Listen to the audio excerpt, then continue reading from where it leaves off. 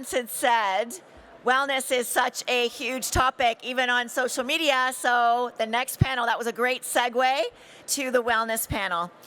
It is such a hot topic in our industry, and with the amount of time people are spending in their homes, it's absolutely amazing how much influence home design can affect wellness. A brand that is very committed to the concept of wellness in the home is Moen, and we're thrilled to have them sponsor this important topic on the stage. Introducing our panel of experts and speaking on behalf of Moen today is Delphine Chiavarini, Vice President, Global Marketing at Fortune Brands Global Plumbing Group. Delphine is responsible for developing strategies for profitable growth, increasing Moen's market share. And before her current role at Moen, Delphine was Vice President and General Manager for the Bath Strategic Business Unit at Moen, where she was responsible for developing and leading strategy, product marketing, and product portfolios for Moen's bath offerings. Please help me welcome Delphine to the stage. Thank you, Leanne. Good afternoon, everybody. It's great to be here. Moen is thrilled to be part of this session and dive deeper into the topic of wellness in the home. And I know I'm personally excited to hear all these different perspectives in how the home can be an ecosystem for wellness. We're also pleased to be back at KBIS in person to showcase our Moen stunning new designs and smart water innovations for the kitchen and the bathroom. At Moen, we're devoted to elevating everyday experiences with water, not only with smart technology, but through product designs and innovation that can help consumers create a space of healthy well-being and a place of warmth and comfort. If you have already experienced the Moen booth or attended some of our other sessions in the show, you've heard Moen talk about the Moen Smart Water Network. Smart home technology is drastically improving our everyday routines. With the Moen Smart Water Network, we are giving people the power to tap into the unseen network of water flowing through the pipes and valves behind the walls in their homes. Now they can control, enjoy, and conserve the water running through their lives in ways never before possible. It's the first truly integrated system that gives you the peace of mind that comes with protecting your home from potential water damage while simultaneously creating more enjoyable everyday experiences with water. In light of the increased focus on hygiene over the past 2 years, it's not a surprise that hand-free solutions in the home are becoming more popular.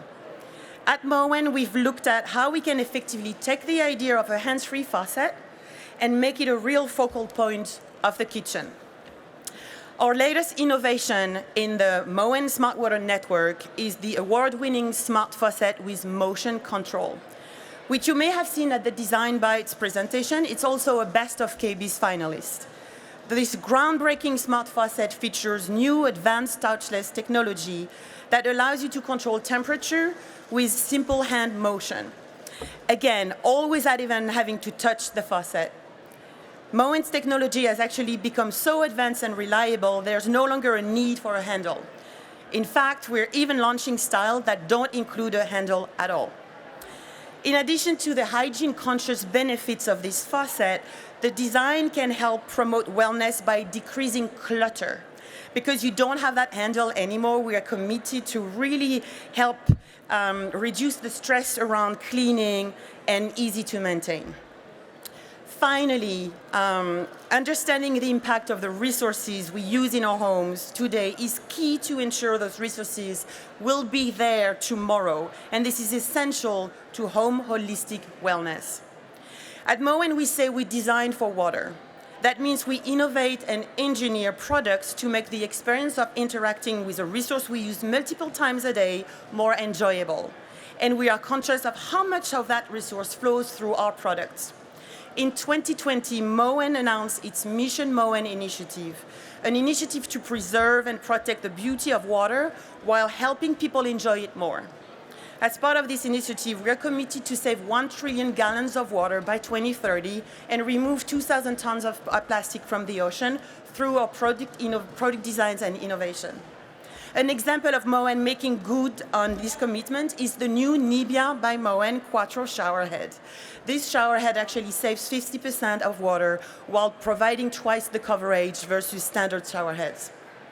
This aggressive sustainability goal is the inspiration behind the design of many of Moen's products. We know people want to feel good about the product they're bringing in their homes, and it's our job to ensure they have options to not only satisfy their design taste, but also meet their sustainability desires. So if you have not been already, we do invite all of you to come to the Moen booth on the West Concourse 401 to experience the product I mentioned and much more for the kitchen and the bath.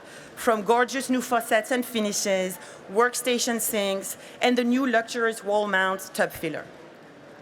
And now that you know how important wellness is for the Moen brand, let me introduce the panel who will give you their own unique insight on how architecture, design, and tech converge for health and well-being. Moderating today's panel is Nick Bover.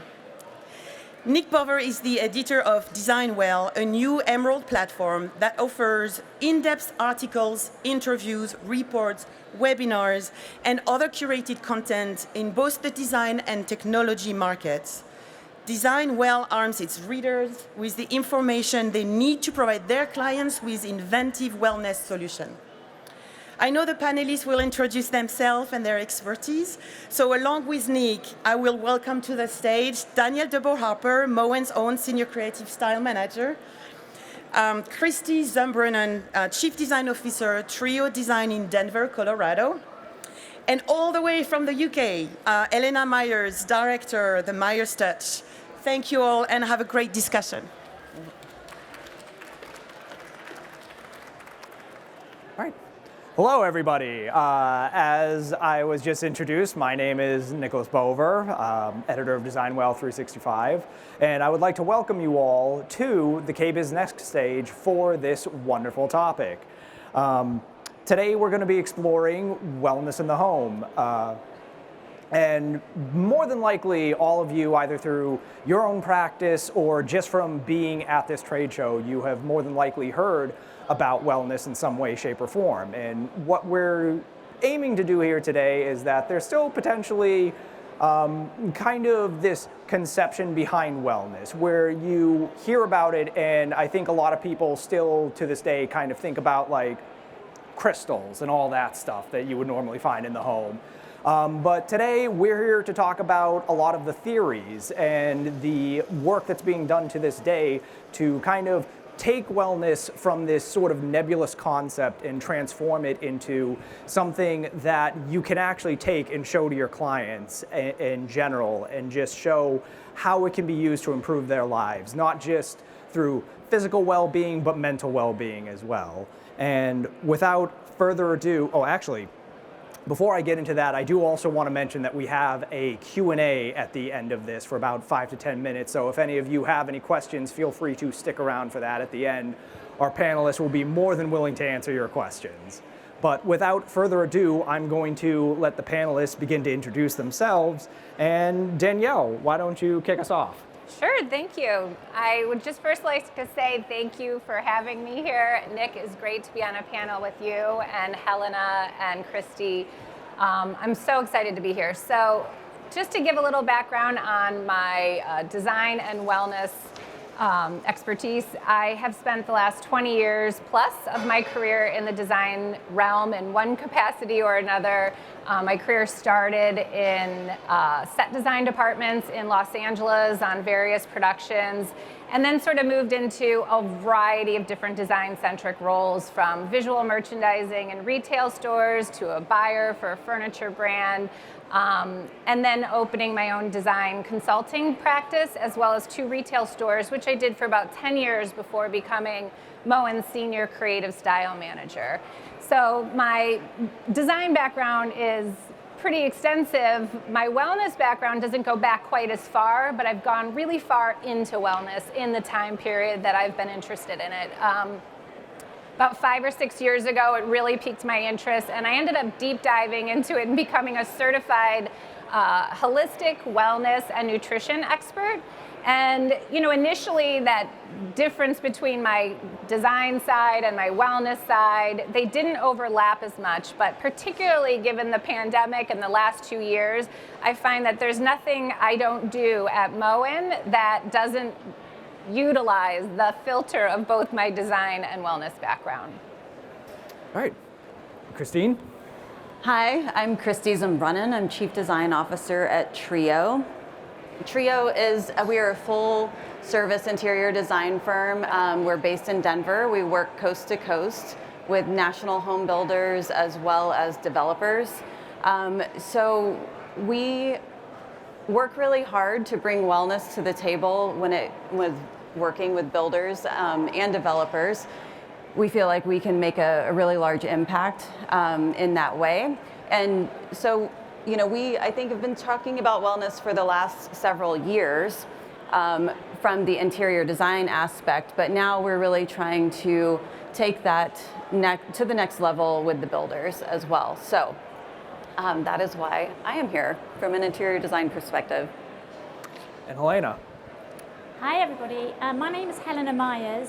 I'm one of the co-founders of a company called the Myers Touch, and we design and install kitchen living spaces with our primary purpose of being to enrich the lives of those people that are going to be using those spaces. Lots of us think about ourselves, as human beings, as bodies with a soul and a spirit, and we think of ourselves in that order. Whereas I prefer to turn things on the tables and think that we are essentially spirits who are expressing ourselves as souls, and we happen to be living in a body. Now, when we design from places that tip the tables like that, we have a whole new perspective on what wellness looks like. It kind of comes from the inside and oozes out, and it has to do that because in order to touch whatever's out there, which is the communities that we live in, we first have to impact where we are right now. And so one of the things we love to do is look at the values that people have, because values form such an essential part of our wellness. And so, for example, if you are looking in my home, some of my key values are care, fun, and hospitality. So those are things that I want to weave into my home in order to provide a great haven from which I live, and then I have plenty to give. So wellness I see is very much a wholeness thing, which starts from inside you and develops through the places that you live. All right, beautiful. So to get us started today, one of the things that I personally, in working with the publication, have heard talking to a lot of designers is that you kind of want to get wellness in on the ground floor of a house. And in order to do that, it's a lot easier to kind of talk with the home builders and get wellness in on that ground floor building. And so, Christy, I wanted to ask you, since you work with construction and you work with home builders so much, how are you able to kind of introduce that conversation to them, and not only introduce that conversation to them, but get them excited about like adding wellness to the home? Yeah, well, it's a big conversation, right? Because wellness, I think, it's a bit of a hot topic. It's a bit of a lot of people look at it as kind of a trend, but it's not. When it comes down to it, it's about human connection to not only their families, their environment, their mental well-being, physical, emotional well-being. So, I think we work really hard to help builders understand that it starts with them, right? They're the visionaries when it comes to creating these communities, and these communities, which is beautiful. It's a wonderful, wonderful thing to build communities and homes for people. So, they obviously care very much about human beings. So, it truly starts with them, and then of course moves into the architecture world. And so what we try and talk to people about are, quality of life, the connection to nature. Humans innately are connected to nature. What can we do to help people have that indoor-outdoor connection from an architectural standpoint within the community, having walking trails, running trails, access and opportunities to nature. We talk about the opportunities within the home for fitness and movement. which is very, very important to all aspects of wellness. Self-care and stress reduction. What can we do from a plan layout to introduce opportunities for stress reduction within the home, socialization and connection between families. And then, so we start there, right? And I think that there's no denying that those are important things for families. And I think that, I know we're all very tired of hearing COVID, but I think that has accelerated people's thoughts and concerns regarding wellness, and truly has brought it to light. Now, I have to imagine when you're talking to home builders on this, there's definitely going to be a lot of pushback, especially if you're talking to somebody who might not be really wholly sold on the whole wellness thing. How do you manage dealing with that pushback? Well, I think, I feel like some people may feel a little overwhelmed, and what does it mean and how much does it cost? Those are always the biggest things. So I think that as interior designers, as product developers, I think that when we can help break it down, whether it's having a large sliding glass door on the back window, if that's too expensive, maybe larger windows so you have natural light, larger windows within bedrooms, so that always helps with humans' circadian rhythm, things like that. If we can just break it down a little by little, and then I think that, giving some ideas that aren't going to cost money, or that can help them understand the importance of some of the things listed, I think will help. And then of course there's the air quality, the water filtration, toxin mitigation, that all has to start from the development of the home. So I think, again, there's no denying that those are important aspects of life. And I think it's important to show builders that, when a person's buying a home, they're looking for good schools. They're talking about what works well from a plan layout for their particular family. The things they don't want to think about are whether the air within their home is healthy, or whether the water is. So those, I think, are just an expectation now. And with younger generations, it's becoming even more of an expectation. So I think the sooner builders and home and architects, designers, all of us can get on board with just biting off little pieces of it, then we can make a really, really big difference. And I think owing to that, I really like that you said biting off little pieces, because I feel as though that's kind of what I've noticed with a lot of consumer trends, is that even consumers themselves, they don't usually like to go head under the water first thing. It's always about taking off little pieces. And a lot of the times it's even we're talking about building this into new homes, but we also want to be talking about renovations and just rebuilding. I think that's one of the biggest things that's been happening because of COVID. Everybody is stuck in their homes and they want to renovate and rebuild. And so I guess, before we kind of shift off of the whole construction angle and building wellness into houses, I also wanted to ask, what are some ways that people can begin to bring in wellness through renovations in the home? I think with renovations, it's, we can't make assumptions, right? We can't take such a macro approach to the way we would for a national home builder or a production builder. When it comes to renovations, we can bring all of those same aspects, those same suggestions to the table. But beyond that, I think it's all about asking the right questions, asking the right programming questions. What works for you within your home? What are some of the problems that you have? Do you have a special needs child? Asking lots and lots of questions so you can really break down what's going to be best for that particular homeowner.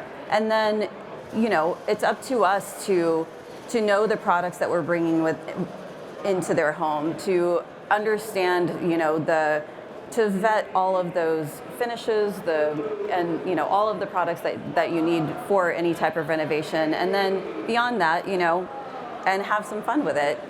I think asking those questions like, do you need a meditation pod?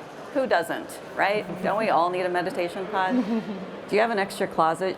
So anyway, just bringing suggestions to the table, I think would be best. Yeah. And so kind of, again, piggybacking off of that idea so we can kind of move into the next section, one of the big things with wellness is all about the health aspect of it. It's about living healthier lives, whether it be mentally healthy or physically healthy. But I think another big component that I've been noticing a lot is this concept of personalization, which ultimately plays into the mental well-being aspect. And so, Danielle, you said that wellness to you is a very personal matter. So I wanted to ask you how you kind of talk to people to figure out, what's going to be good for them on a personal level. Yeah, for sure. I think this is an interesting one because when you think about wellness in the home, personal expression is not typically the top of mind item. It's typically biophilia, lighting, maybe indoor-outdoor solutions.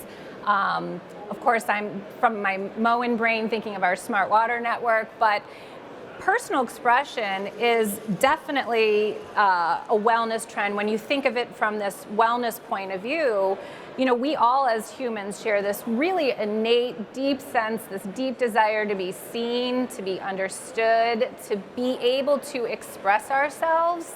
And we also know that consumers really look at their home as a reflection of their true self. They're looking at their home as a place to declare their identity. What are their values? What are their dreams? And they want this home to speak to those aspects of who they are at the core.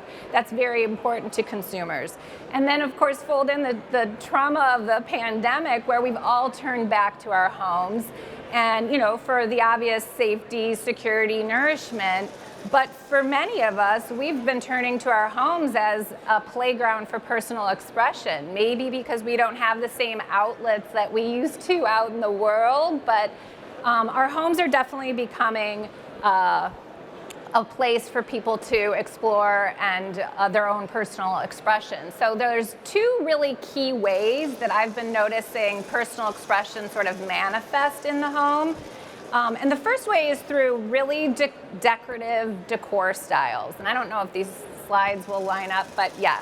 So the really decorative decor styles speak to, you're saying something about yourself with your design choices, And one example of this is Art Deco. Art Deco is known for mixed metals and golds and, stones like marble with really strong veining and character, cut in crystal and glass, and, as we have on our cinema faucet here, this really Art Deco inspired shell motif. The other biggie when you're thinking about personal expression as a decorative decor trend is maximalism. And maximalism is a really fun one. I think it's the quintessential personal expression trend because maximalism, which I love, is essentially mixing together old and new. So you've got antiques with maybe some contemporary pieces, throw in some bold patterns, some rich hues, maybe some unique to you art or mementos, and you've effectively created an environment that's impossible to replicate, right? So we're seeing maximalism really on the rise as a decor trend, but we can dial that back to a wellness trend through thinking of it from the lens of personal expression. The second way that we're seeing personal expression really manifest in the home is through the use of customization, and customization on products that you historically didn't have necessarily an ability to customize per se. So traditionally, when you're looking for a faucet, you have basically two choices. Here's the style, and then within the style, these are the finishes that comes in. That was the way that you could make a selection that was unique to you. Well, our industrial design team at Moen loves building creative outlets for personal expression right into the collections. So on the slide here are a couple just examples. There's many more than these, but one of the biggies is, you might have historically selected, say, the cinema faucet there with the brushed gold handle and the matte black finish. you can optimize this faucet to be exactly what you want for your room by selecting the finish of the faucet, perhaps a contrast lever finish, but also you have the option of that decorative handle lever, or just as the traditional lever, but in a different finish. Also, our Sia collection, which pictured on the left, is a really fun new one that offers a contrast escutcheon. I am not an industrial designer or a product expert, but it's that plate that you can see that has the brushed gold finish there that sort of sits between the countertop and the faucet. Traditionally, you'd be picking that faucet in matte black, but now you can, right in the box with the product, there are optional different finish escutcheons which give you an opportunity to personalize this product right for your room and for your personal style and aesthetic. And I could probably even take it further and think about some of our smart water network products like our smart kitchen faucet, where you can customize presets right on the app. Our smart shower, where you can say, I want a warm shower at this temperature to start at this time for the morning, and have a totally different preset for your post-workout shower, that kind of thing. So it's been really interesting to see this customization piece evolve in the marketplace. I was originally going to ask you if we could get some examples on the products, but it seems you kind of beat me to the punch on that one. But I could talk more about that. But I will also ask though. It's like you had brought up just the smart water, and I think that's a big thing. Not just the smart water, but smart technology in general, owing to a lot of customization. I think. If we're talking about customization, I think smart technology is the next leap in customization in a lot of ways. And a lot of it is geared towards wellness. You see that with circadian lighting, you see that with air quality control. And so I wanted to ask you personally how you think technology kind of fits into all of that. For sure. And I know Delphine touched on some of this at the top of this presentation when she introduced this panel, but at Moen, we classify our smart water network under and within this home holistic wellness sort of parent trend, if you will, because we understand that smart technology for the sake of smart technology is not what we're doing. The innovations that we are launching are meant to enhance your experience with water throughout the home. That is improving your personal wellness.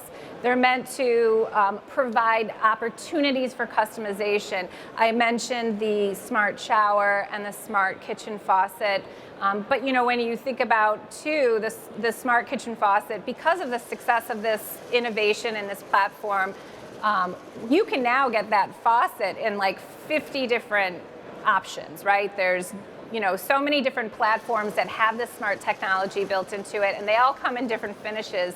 So there's an absolute way to take your personal aesthetic, your personal design preferences, and marry those to the exact right faucet for your needs. But the whole, smart technology aspect of these products is at the core. We don't do anything for the sake of it. It's just like when I think of how my design background and wellness background, keep overlapping. The reality is design is meant to enhance your lifestyle and make you feel good. And if you're designing anything for just surface level looking pretty, you won't achieve that end. It has to go deeper than that. There has to be a deeper meaning behind anything that you're designing. And so I guess before we kind of start to wrap things up, we're talking about the different parts of the ecosystem, if we're talking about home wellness as an ecosystem. And so one of the other things that I wanted to ask was, how can we start to get to that point where we're starting to view the house as an ecosystem? Yeah. And the second part of that question is also, what does that mean for the designers, not just the homeowners, because obviously we're talking about the homeowners here, but what does that mean for the designers and their practices when they start to view the home as an ecosystem? So I think hear the word ecosystem, two different thoughts come to mind. One is really general and one's pretty specific, so I'll start with the general one. Our lives have all been impacted and have evolved and changed in one way or another over the last couple years. So more than ever before, as a designer who used to work with clients, the first step was always to go into the client's home, get to know what their hopes and needs were around what their lifestyles were and what they wanted, and of course their aesthetic preferences. But now more than ever, it's imperative to really go deeper. I don't want to call designers therapists, but you almost have to go to that level because we really need to understand how the home is not serving your clients and how the home is not currently meeting their needs. Is it, that they found over this time that they're craving more of that indoor-outdoor lifestyle that Christy sort of spoke to earlier, or, they're working from home or homeschooling, whatever it is. Our lives have changed. So the needs in the home. Also, at the same time, smart technology has evolved in ways that our collective awareness and understanding of wellness has become so much more pervasive. So the filter that we're looking at our homes has changed. So designers need to understand that and really ask the right questions. The more specific example I'm thinking of is, Delphine talked about at the top too, is we here at KBIS, we launched Moen's Smart Water Network. And essentially what it is really, if nothing else, talking about an entire home ecosystem, an experience with water from the basement to the roof. There's this invisible network that we all sort of take for granted that we don't ever think about. This building has a water network. Your home has a water network. Every home in America has a water network. And for 80 plus years or so, Moen has been tapping into that network with, showers and faucets and e-toilets. But now we've found a way to leverage smart technology to not only tap into those products, but to find a way to get them to interact with each other, which is groundbreaking. It's really an amazing, thing that technology can bring to wellness and the home. Because a couple examples of what the benefit for you might be to have your different components throughout your house talking to each other are things like burst protect, where, if it dips below 40 degrees, the network is going to shut off the water to your house and cue your faucet to turn on the water, purging the water lines so that your pipes don't freeze. Health Protect. This is a big one that it kind of blew my mind because I didn't even know about this as a thing, and I'm a health coach. If you're not running your water for 7 days straight, there becomes a bacteria, waterborne, bacteria and illnesses that can develop in your pipes. So if your network recognizes that you have not turned on your water for 7 days, it will turn on your cold water for 2 minutes and your hot water for 2 minutes, which is exactly per the CDC guidelines of what to do to flush that out and make sure that that doesn't happen in your home. So there's just all kinds of ways, once you become aware that there's this whole hidden network that we have historically just taken for granted and ignored. But that's an area where if you take control, like right in your app, you have this app and you can, for example, not to go on and on, I obviously can talk about this, but your sump pump, if you're on vacation, I thought about this one because, it could be like you're on vacation, there's 3 days of monsoon rains back home, and you kind of have this pervasive anxiety stressing you out, like, I don't know what I'm gonna come home to. Is my basement flooded? Like, what's the deal? But with the sump pump monitor, you could just look at your app and see what the water levels at any given moment. So it gives you back control, which is also another really empowering feeling, and it mitigates that anxiety and stress that is definitely not beneficial for our health.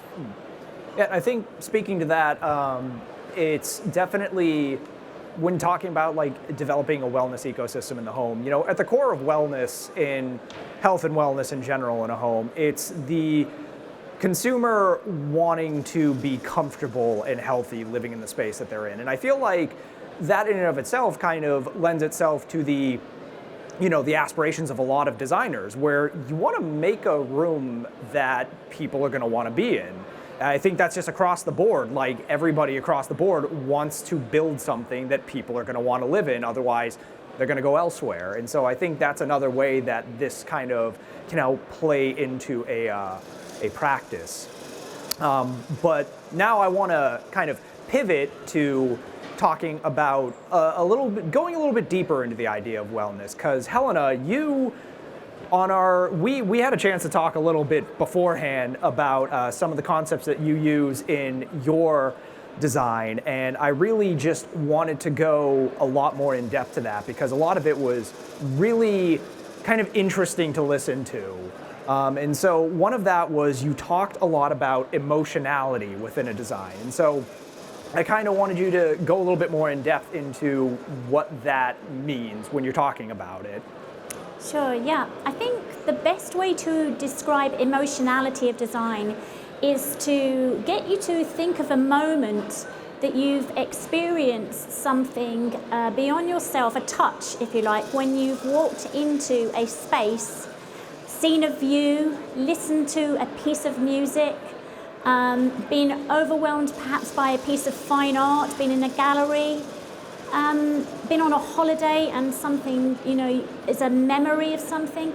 In these moments that we find, perhaps a sunset, something like that, something happens to us that makes us either smile or be grateful or pause or just stop.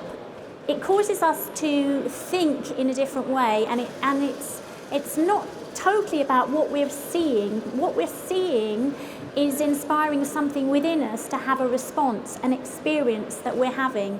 And so emotionality of design is when an experience that we're having by being in a place, it touches our soul. When good design touches our soul, when something begins to sing inside, something begins to lift, which is, of course, wellness for us, because it does us so good to laugh, to smile, to breathe better. This is emotionality of design, and we love working with clients who come to us, and perhaps they start off with, and they have no clue that they're even on this journey of what they need to find. They know they have a space that needs a remodel. They know they want to do something, and they often come to us wanting to see something or for it to be useful for something. And what we do is we just say, could you pause a minute? And we do, of course, want you to take you on a journey where you're going to see something beautiful at the end of it, and you're going to be really satisfied with its use. But we want to ask you the question, what do you want to feel like when you enter this space? When you come home from a busy day at work, when you come back from your holiday, when you can kick off your shoes, what does it want to feel like for you? And because we're all unique beings, we'll all have unique answers to that. And some of the clients that I've had in the past have had so many different expressions of what they want a place to feel like. One particular client of mine, they'd sadly lost a child, and they were building a new house because they didn't want to live in the existing house, and their brief to us was, we need a house of peace. I mean, how as designers can we build into those places that are going to be precious to the people who own them? How can we build a house of peace? What kind of things do we need? In that specific case, a courtyard with an olive tree and an angle of the view of that olive tree, which obviously is an international representation of peace, was quite important in that home, because every time they passed it, they knew that this represents peace. It's a psychological thing. So how can we actually do that? How can we create spaces that are going to make our souls sing, and that are going to want to make us return and return, and that feeling not to fade? And so that's really beautiful. That's the first time I've ever heard that story about the olive tree. It also kind of plays perfectly into what I wanted to ask next with you, which is, you use biophilic design a lot in your work. And I know, again, biophilic design is kind of one of those things for a lot of people may just constitute you put a bunch of houseplants surrounding you, and that's kind of all said and done. But it's grown to be so much more than that over the years. And so I kind of wanted to ask you, how do you use biophilic design as a guiding principle in your work?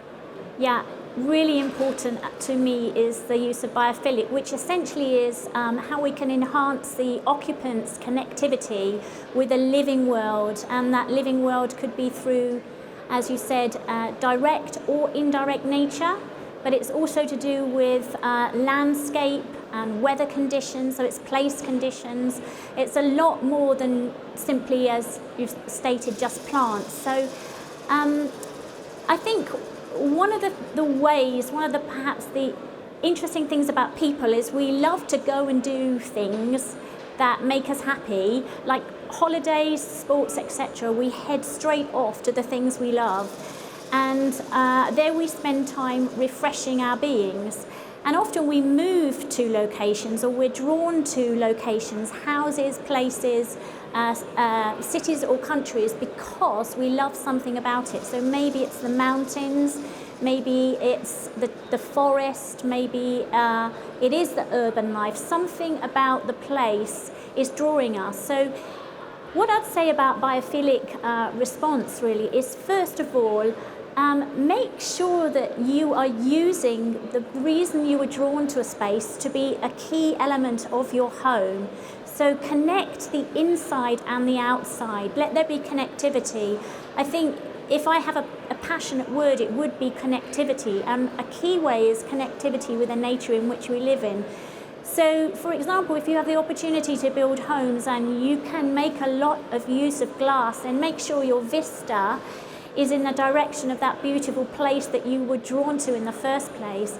And maybe we've talked about interior design a lot, through the ages. Interior design is such a big thing, but I sometimes think we're trying to make our homes more powerful than the very reason why we were drawn to that place in the first place. So there is a place for drawing back and for letting the expression of what's outside be even more powerful than that which is inside. And so we just take the quiet space. So that is one amazing use that you can have of biophilia, is just let the silence in your home speak with the vista outside. But perhaps for those of us who don't have houses in super places that we'd love to be in, we don't like the vista, or we're restricted by building regulations, etc., then what can we do to get the living world inside our homes? I think one of the great things about the living world is its access to us is free. And one of the beautiful things is light and shadows. It's one of my passions, because everybody in every place at every budget has access to both light and shadow. None of us are denied that pleasure. And if we can draw on some of those free aspects in our homes, then they will bring a greater lot of well-being and grounding. So think about light and shadows. It's light we can look at from different aspects, and we will have a different light. As we know, with the travelling of the earth and the sun, etc., we have light from the north, south, east and west that we can bring into the home, and we can also use that vertical light. When we get the vertical light from something like a skylight, roof dome, etc., we're not only bringing light in, but we're also seeing the weather conditions in a different way. So we can watch those fluffy clouds go by and be part of something bigger. We can see the stars, and we can be drawn out from the place, the tiny little place that we belong in, into that bigger place. And that really does take us to a new place, and it kind of puts a greater perspective on the people that we are and the places that we live. Instead of the focus always being in, it can be out a lot more. So I love to bring light in homes in various different aspects, and I love to put restrictions on that light so that they form shadows, because what I find with shadows is they are continually moving, and as human beings, one of the things that we are totally attracted to, addicted to, is movement. I mean, you don't have to tell a child to sit and watch telly, do you? I mean, they're glued to the screens and I think that flickering movement, that constant movement is something we're innately drawn to, but nature provides it constantly. Trees, clouds, water, wind, it's all about movements. And if we can bring movement into our static homes, the sense of well-being that we will have will be so much greater than living in a static home. So if we use, for example, geometric shapes, honeycombs, river shapes, those kind of spiraling shapes, and if we then put something like that, maybe in form of a shade or a textured tile, and we place those objects in front of our light or even our electric light sources, and we create shadows, those shadows will move. They will psychologically cause us great pleasure and wellness. We've heard about plants. I use plants a lot indoors, but plants will activate your senses, and that's what we need. It's a whole body thing that was going on here. We need colour, we need scent, we need taste. I mean, using herbs inside is a great idea. We put planters in kitchens a lot. For example, in one of our homes we have beautiful, about 4 foot high planters. Sometimes you can't grow plants, yeah? Not everybody's great at growing plants, so maybe use a cactus or something like that for a real structural effect. But if not, if you're great, then why not use them as herbs and then directly benefit from them at the same time? So we're benefiting from the natural world, not stealing from it, and I think that's such a great thing to do for wellness. Now, you mainly focus on the kitchen when it comes to your designs, and I've heard you say that the kitchen is basically the center of wellness in the home, which is kind of goes a little bit against what I guess a lot of people would think, because we're at KBIS Kitchen and Bath Show. Most people would figure that the bathroom is going to be the center of wellness in the home. So why don't you explain a little bit more about how the kitchen plays a big role in that too? Sure. I just have to say I'm having trouble with this, finding the slides, so I don't know if anyone is able to assist, because it's just while that happens, whether you can find my set of slides. You advance to the next presentation. That's why. I've advanced too far. I mentioned before about connectivity with nature, with the outside world, but I think wellness as the kitchen in the heart of the home is so important because of connectivity with relationships. I would probably put my connectivity with relationships as even more important than that, with the environment around me. And I draw upon the benefit of the relationships I have in order to be well myself. And I look at relationships in the home in terms of 3 categories: the in, the out, and the up. The in is about the things that I desire, I need, that I have pleasure in, those things that take up my time, that I like. And obviously I'm going to embellish my kitchen living space in those things, because the personalization that we've heard of is going to make me feel happy when I'm in those spaces. But I also want to build relationship when I'm in my home. As my kids are growing, my young toddlers right through to my teenagers, I want them to participate in the things that I'm doing in the home with me, and not live their separate lives, say off in their bedrooms, etc., nowhere near me. So I want to encourage spaces that are going to enrich the relationships and the connectivity in my home. So I'm going to think about the out. How can I meet the needs of those people that are living with me as I'm designing? What am I going to do for the family? And what am I going to actually do beyond that for the community, my neighbours, my friends, those that come in? Is there going to be a place for that lovely, calm glass of wine, as well as that wild, we're watching sports together, having, lots of fun moment? Have we got places that are set up for the activities that we want, in the connections that we want to have? And then finally, the up, which is that place which is beyond yourself, which we all have, that connectivity, that place where we become thankful, grateful, happy, praiseworthy people, where we have not just enough for ourselves, but plenty to give away to others, and creating spaces that we have wholeness in ourselves and wholeness to give, I think is really an important thing. So some of the ways that we do that in our homes are we create pause places. So don't use up all your space with furniture. Don't start wrapping walls. Don't start filling every space. Let there be flow space, because and let there be natural flow space where people feel, I can go this far, no further. Islands and peninsulas, for example, set a boundary between the cook and the safety of the cook zone, where they want to spend time cooking and not have somebody, every time you open the fridge, someone saying, excuse me, oh, sorry, in your way again. So if you set a boundary for your visitors to say, oh, go up to this line, provide a comfy seat for them at the breakfast bar, you're creating a gathering, welcome space for them, but you're setting a safe space for yourself. Pause spaces, on the other hand, are perhaps for you as the owner of the house to just take some reflective time. Maybe the meal is cooking, you've got a few moments to grab, and you want to just sit and look at your cookbook, check your email, do whatever you want to do, but you just want a nice comfy chair with a vista. There's, or a bookcase with something to inspire you on that's actually, displaying things that you love, so that you can sit down and have that space that's like, that's my spot, and I love being in that spot. And when I'm in that spot, I'm enriched and refreshed.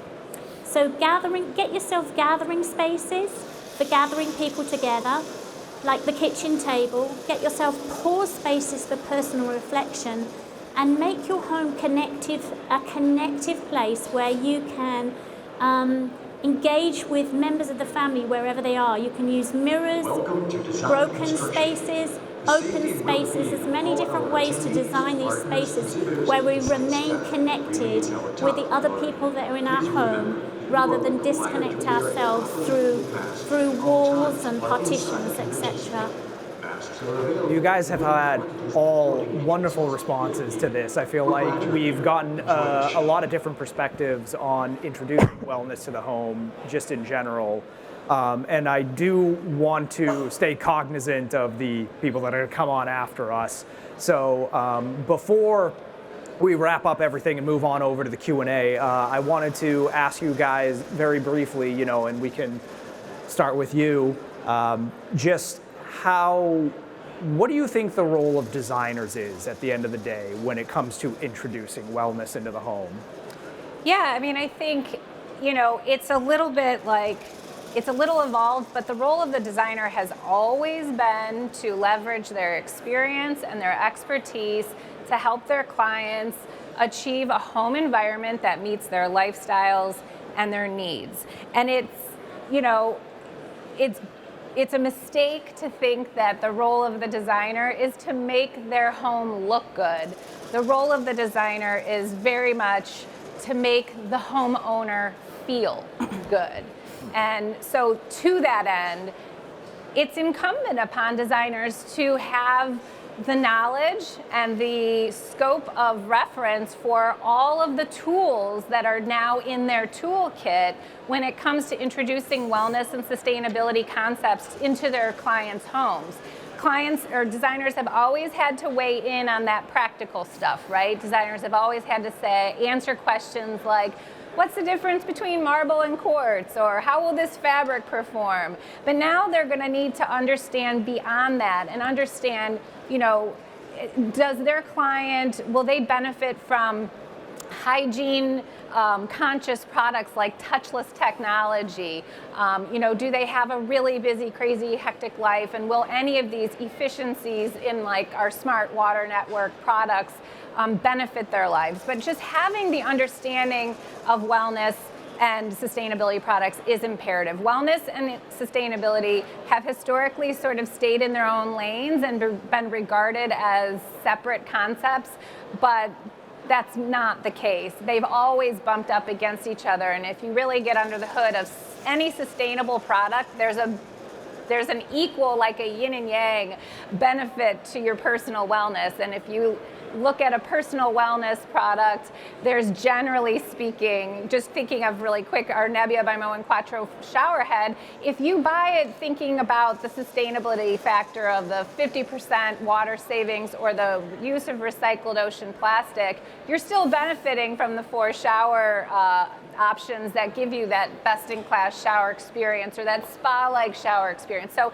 whether you intended for that sustainability-minded thing, you're benefiting from the wellness, and vice versa. That just seems to be really pervasive. So designers really understanding all of that so that they could be the thought leader for their clients is really essential.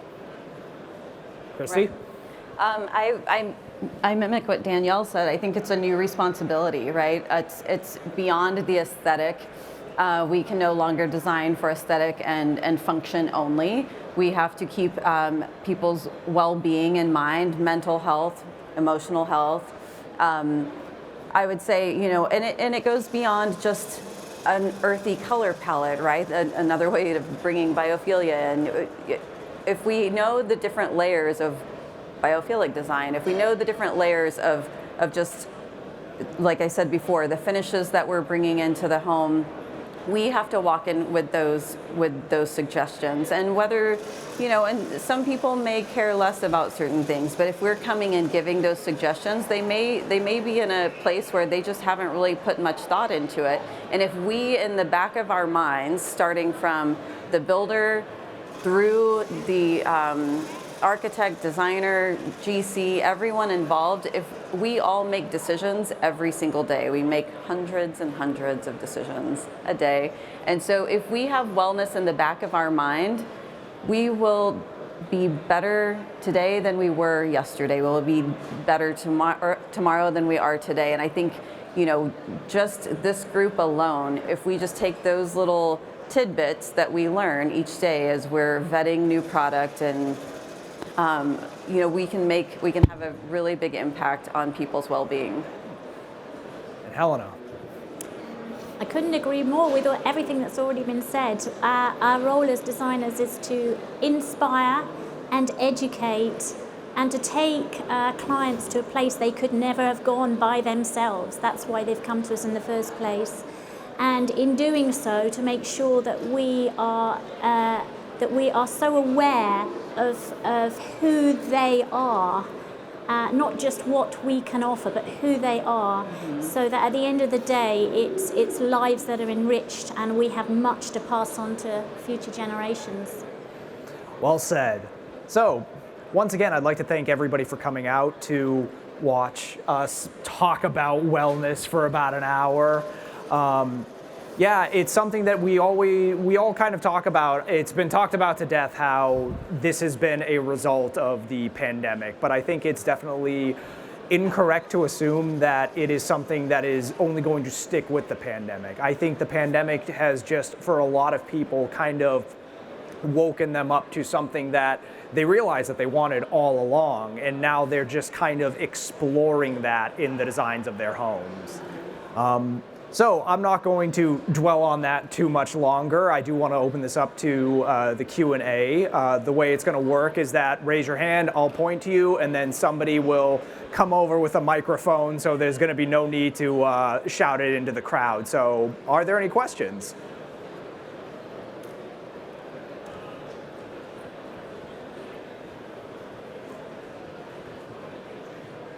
Thank you very much. John McKeown is my name, from a company called Allergy Standards, and we help people design indoor environments for people with asthma and allergies. And one of the questions comes up all the time is about cost. I think you addressed that earlier. That to design a well or a healthy space may cost a little bit more on materials and how you lay that building out. Do you have any data to suggest that if you actually design a healthier building, you get a payback? I was at a talk earlier that said if we design for fortified buildings for tornadoes and hurricanes, you can lower your insurance premiums. Is there any work that you're aware of that say, well, if you actually live well and more healthy in this building, it will pay for itself many, many times over? I don't know of any data as far as any kind of return on investment as far as wellness goes.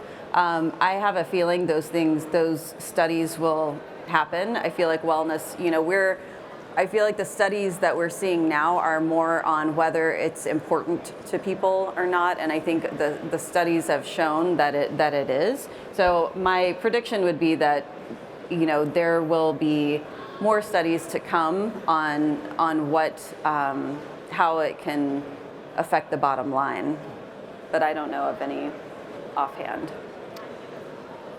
I think. But I would just like to add one thing though. I do think, again, coming back to that, I don't think wellness is going away. I think it's just highlighted to all of us. I mean, there are things that have come up that I've never thought about, and so I feel like it's here to stay. It's the right thing to do, and so I think that whether we can move money around a bit to make it work. I think those are the decisions we should make. Sorry, we only have time for one more question. Okay.